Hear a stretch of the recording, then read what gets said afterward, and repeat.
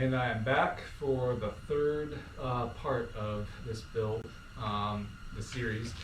And for this one, I'm going to cover a period. This is kind of bad to say because this most of it happened while I was in El Paso. I'm going to say like a good, say 60 to 75% happened while I was in El Paso.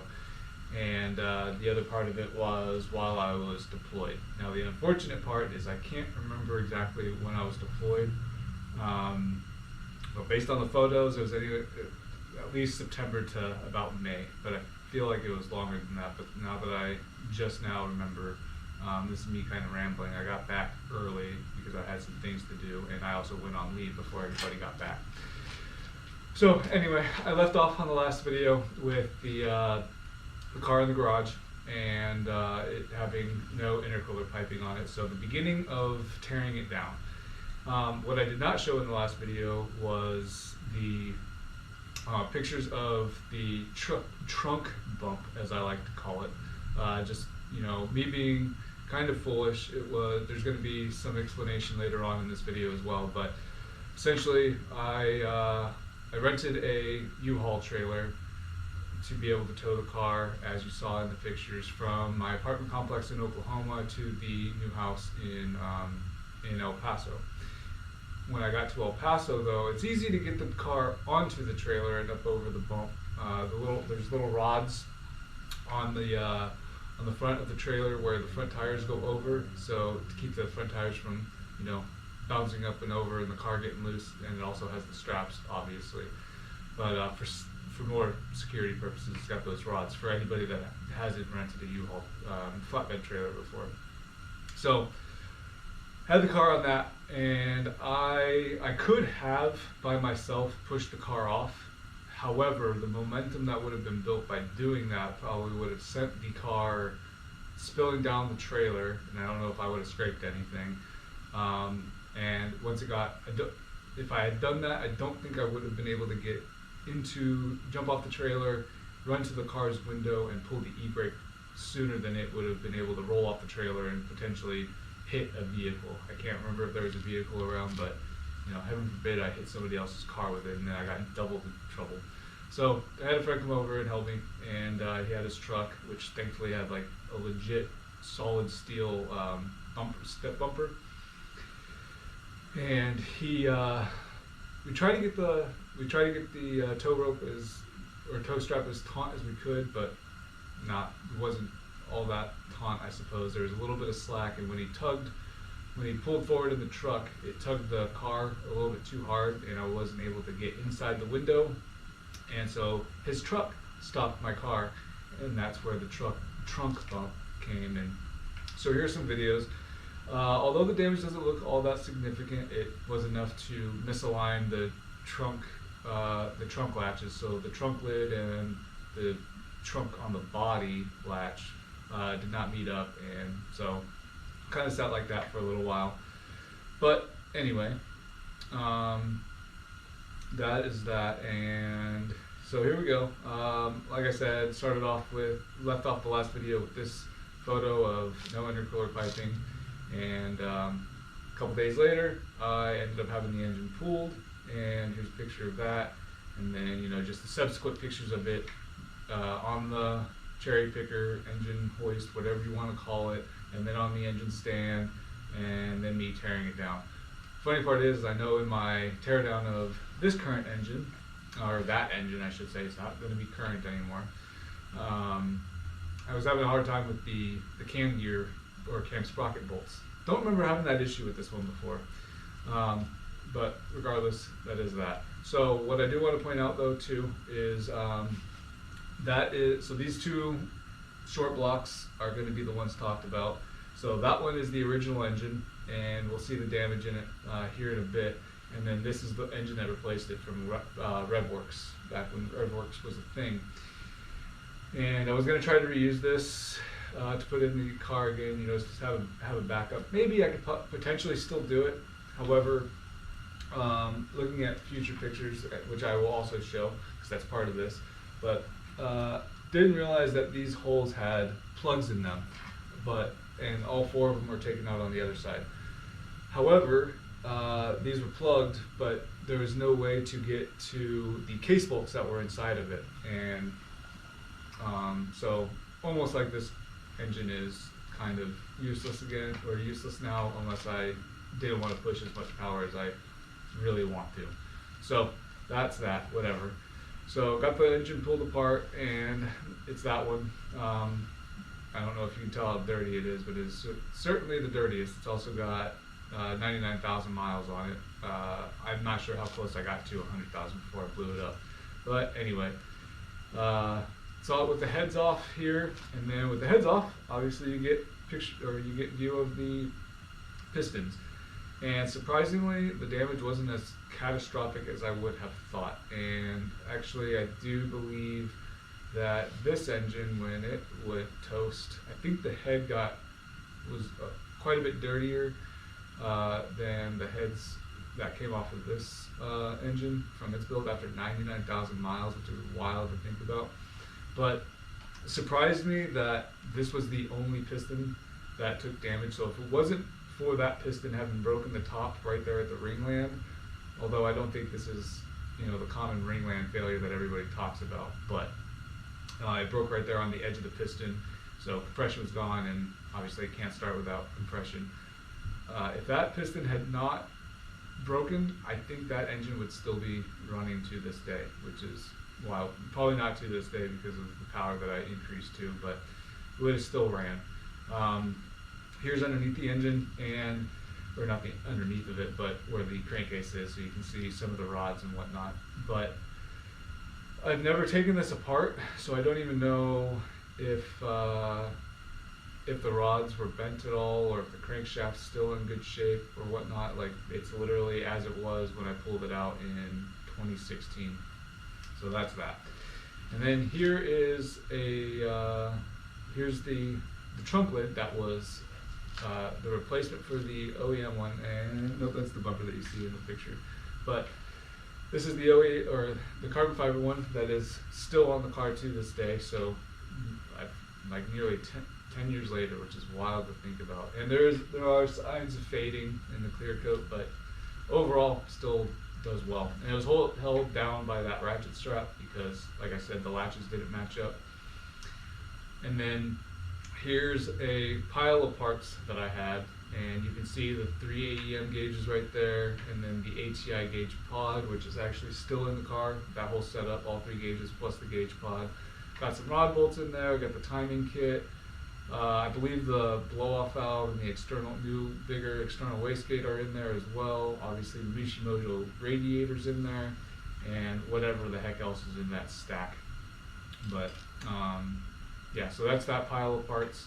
And then this is where RevWorks comes in, and here are pictures of that engine from all sides. And as you can see, these plugs, or these holes that are now quite apparent in the block, were not that way when I got the engine. There was enough hole there for the water and whatever to get through, but it was not,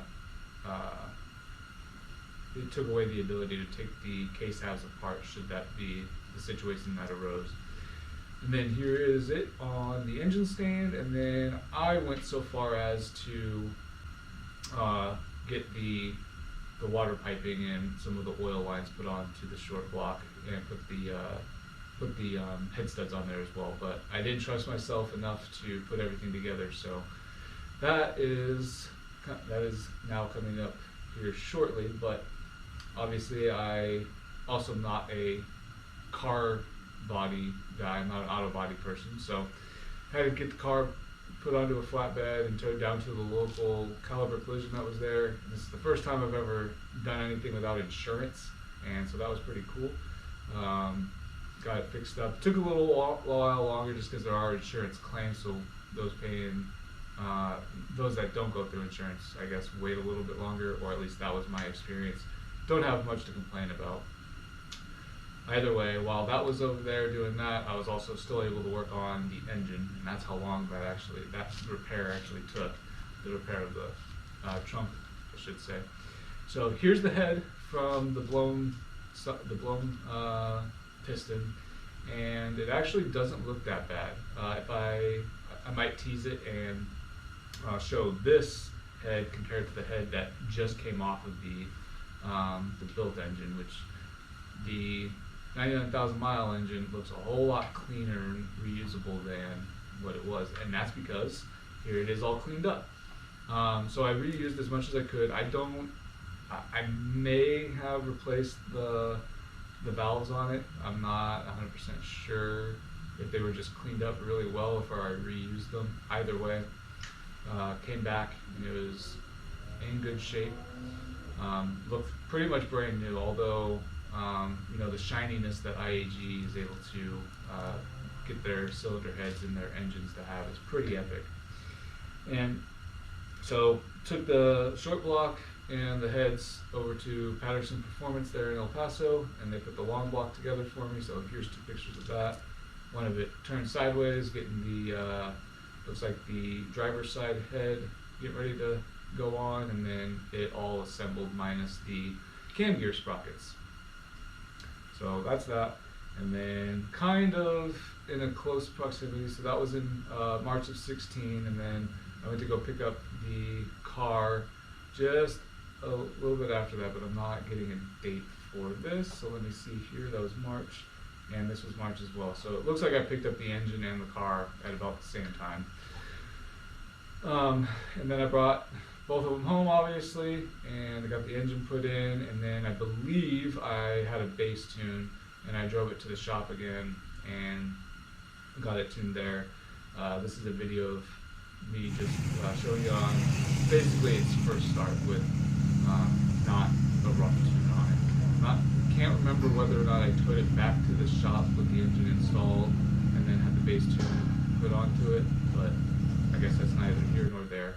And then here's me driving away with my goofy face going on, and on my way home I actually stopped and filled up with E85 for my first time, and that is that.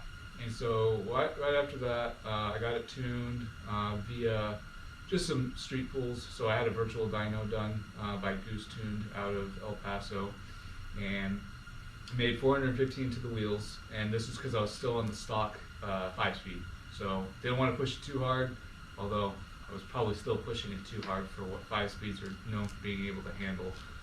And although this is only 55 horsepower to the wheels more than what I had prior, it was still a pretty decent get up and go kind of car, because I've never experienced anything like that.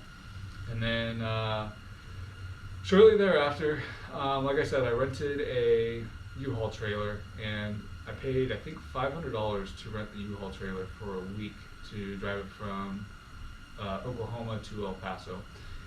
And I knew I was going to be doing a lot more towing it around, so I figured I might as well drop the the money on buying my own trailer. And so at the time when trailers were cheap and no one expected what happened in 2020 and thereafter to happen, 2016 I picked up my own trailer and started off with the flatbed. I don't think this, it's never made it onto the YouTube channel, but it has on my my Instagram. But bought a flatbed for I believe $1,600, and usually, the math in the head is like that's a lot to pay up front. However, when you think about it, that's 3 weeks, or like roughly 3 to 6 rentals of the U-Haul trailer.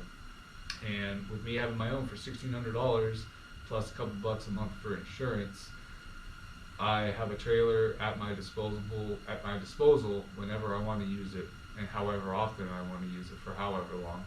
So the purchase was well made. But I also needed it because I was going on a 2-week vacation back to Oklahoma to hang out with the car group that I met there. So didn't want to pay that at the U-Haul price. So that was that. And then while I was there, I have a friend that's a photographer there, Michael Aguilar, who was willing to do a photo shoot with the car, and so we did that. Got a drone shot as well, or 2, I forget however many, but I'm just looking at 2 of them right here. And shortly thereafter went back and I had a friend in my unit. We were like the only car guys in the unit, so we hung out pretty often. And he had an LS swapped 3 Series.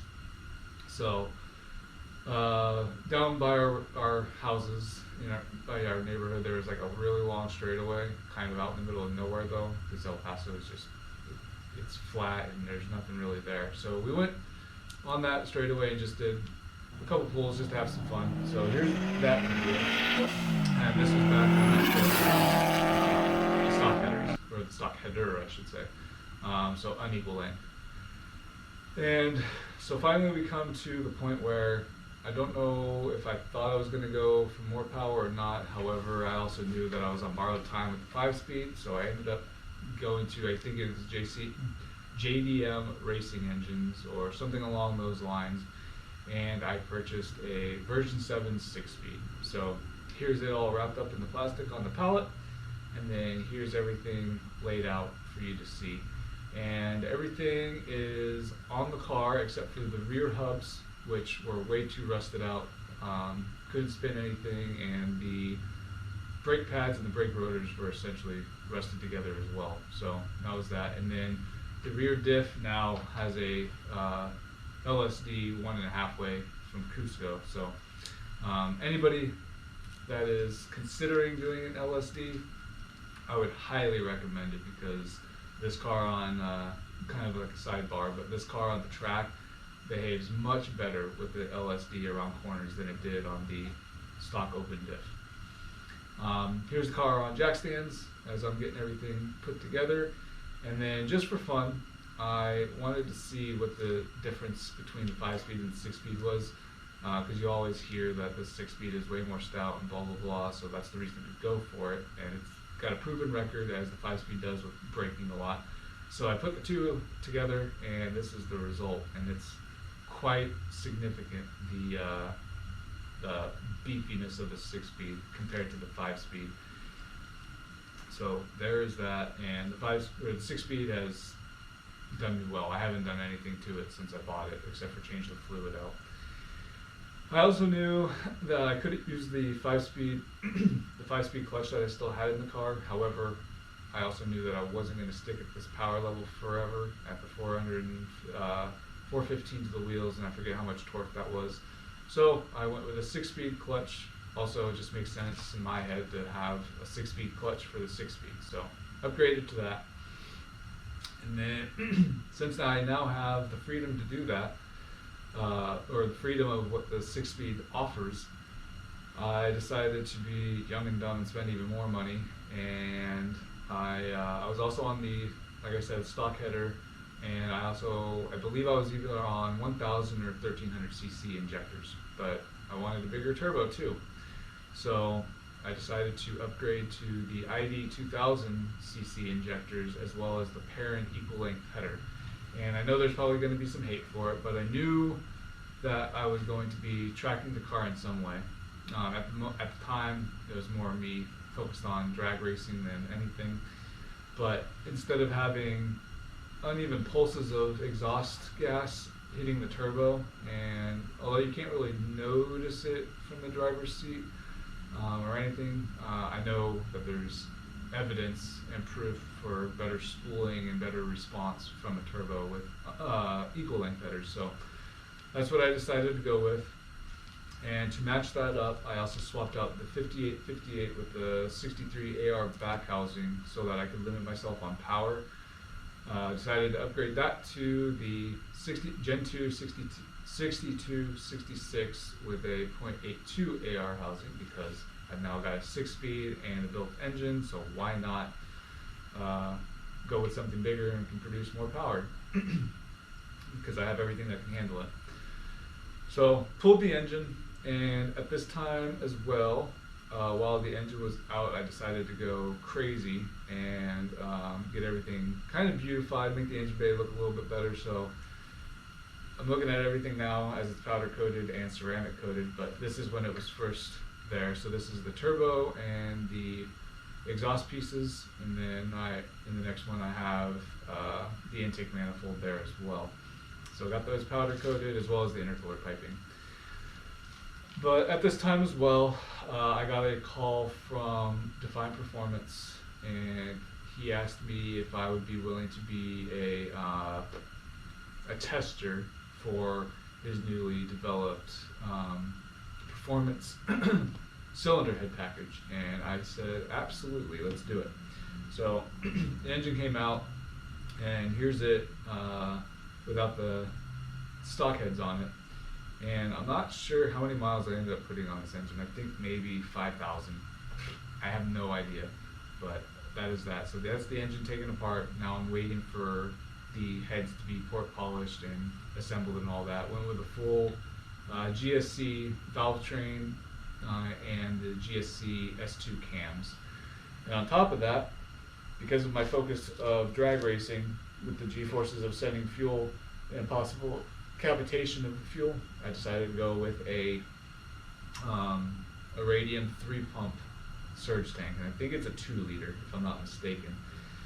At the time I believe it was a 450 in the tank, and then I upgraded to this, which is a Radium 3-pumper, and I had 3 AEM 320s, which is probably a bit overkill. And at this time I also just got it set up for the basic thing. Later on, I'll explain what happened, but I got it wired differently so that all 3 pumps aren't running at the same time, but I believe all 3 were running at the same time for this. So I only had one 450 pumping fuel in, and I had 3 320s pumping it out.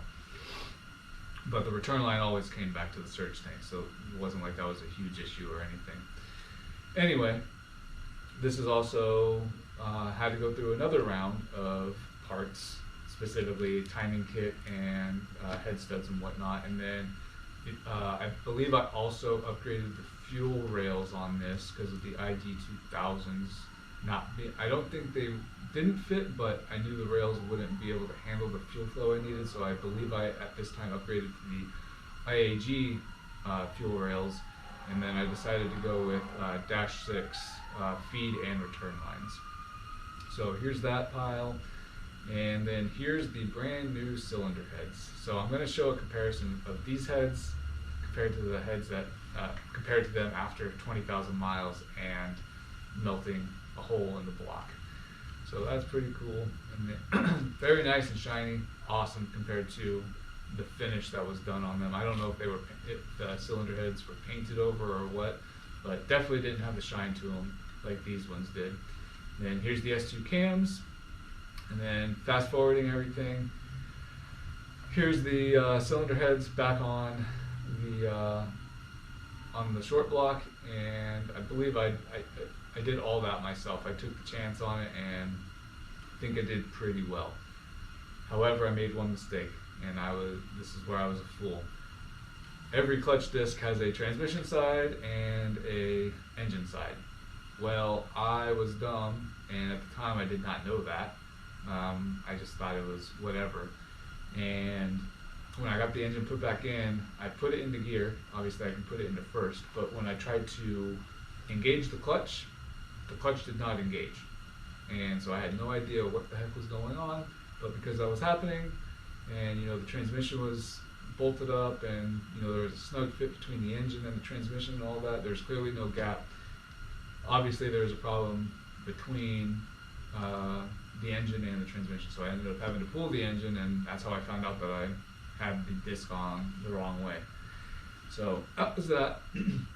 But at this time I was getting close to my deployment, so didn't really have time to do anything fun. So I believe I put the engine back in just for ease of getting the car towed from El Paso up to Washington so that I could keep it there. And it was also scheduled to go to Infront Automotive to be built. So this engine came out, and these case-abs went in, and it'll be obviously in the future in the next video, but I never saw this engine until I had to pull it this time after torching it. But here's the engine the car sitting on jack stands.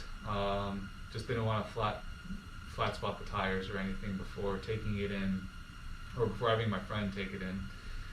So that is that. Just a whole bunch of upgrades. Got fully closed deck engine, upgraded 5858 to 6266. upgraded the injectors to 2000 cc's, upgraded the stock headers to the Perrin equal length, got the Defiant Performance port and polished cylinder head package with the S2 cams, and the radium fuel pump, or the radium surge tank, I should say. And honestly, I don't remember how much power, if any. I think I just went back on the same tune, just adjusted for the injectors so that they could, you know, whatever the programming is that happens with injectors, so that they weren't just flooding the engine with fuel. But that is that. So that takes us from the beginning of 2016 all the way through about August or September of 2017. And then I was deployed from September of 2017 through about May of 2018. And that's where we will pick up next. Not necessarily in May, but during my deployment, I believe the car got started working on in March of 2018. So that's where we will pick up. But until next time, or until the next video, part number 4, stay driven.